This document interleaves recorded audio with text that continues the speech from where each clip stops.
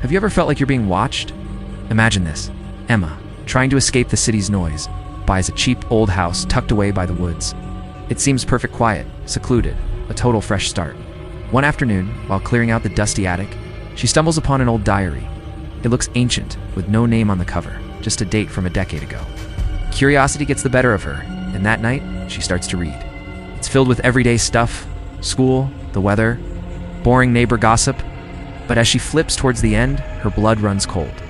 The very last page is dated for today, and written in faded ink are the words, "A woman will move into this house.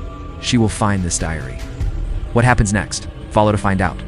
Ever found a dusty old diary in a forgotten corner? Emma did, in an antique shop, its pages filled with elegant handwriting. The first entry she read made her laugh. It described a stranger spilling coffee on her just minutes before it actually happened. A funny coincidence, she thought. But the next day, the diary's predictions turned darker. A car crash on Main Street. A house fire just 2 blocks away. Emma watched the evening news, her blood running cold. Every single detail was horrifyingly accurate. Her hands trembling, she flipped to the very last page, a page that had been blank before. Now, new words were etched onto it. Tonight, she will hear footsteps in the attic. She will try to leave. She will not make it. And in the chilling silence of her home, a slow creak echoed from the ceiling above. The diary slipped from her grasp. What would you do? Let me know in the comments below.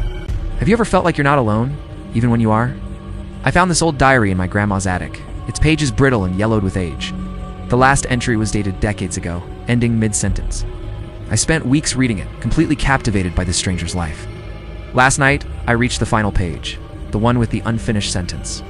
As my eyes scanned the familiar words, new ink, dark and wet, began to bleed into the paper, right before my eyes. It formed a single chilling sentence. The diary is complete. Before I could even process what was happening, a low, groaning creak echoed from above. I looked up, my heart pounding in my chest. The attic door, which had been sealed shut for as long as I could remember, was slowly swinging open.